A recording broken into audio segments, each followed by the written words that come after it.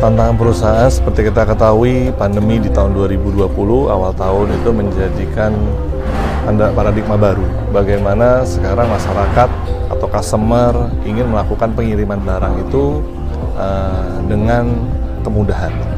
Nah, mereka tidak pengen biar bagaimana tetap ada di rumah, tapi bisa melakukan pengiriman barang. Nah, itu yang menjadikan kami tantangan itu bagaimana kami bisa melayankan customer kami untuk memberikan distribusi barang itu walaupun mereka tidak perlu keluar dari rumah. Tantangan itu jadi pertama itu, terus yang kedua, era globalisasi seperti kita tahu banyaknya e-commerce yang ada di Indonesia yang masuk. Terus yang kedua juga kebijakan regulasi dari pemerintah, ya itu juga menjadi tantangan di kami. Terus yang ketiga mungkin persiapan masalah SDM kita. SDM juga karena merupakan aset, nah ini juga harus kita bagaimana sih membina SDM ini untuk kita bisa tujuannya untuk bagaimana mengarahkan bisa menjadi inovasi yang sudah kita canangkan untuk khususnya dalam hal transformasi logistik atau transformasi digital ini bisa kita laksanakan.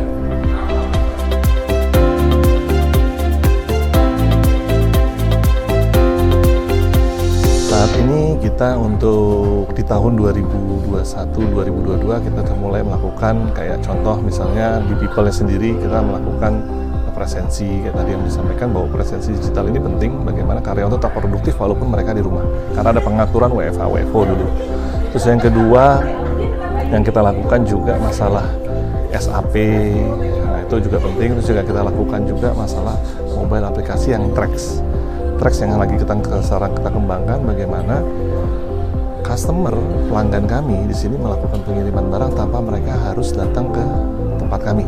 Nah ini kami akan melakukan pick up sehingga kemana tujuan mereka mau dilayani door to door pun kami siap ataupun mereka hanya minta dilayanikan sampai stasiun terdekat.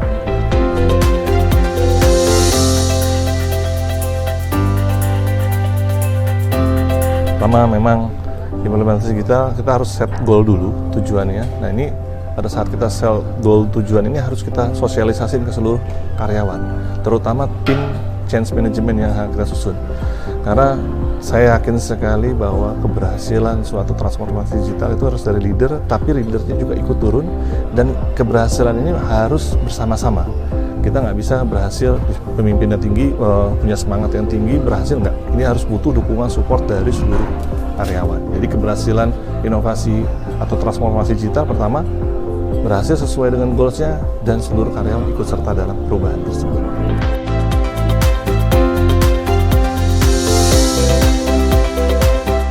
Yang pasti kalau dampak kinerja efisiensi biaya akan terjadi.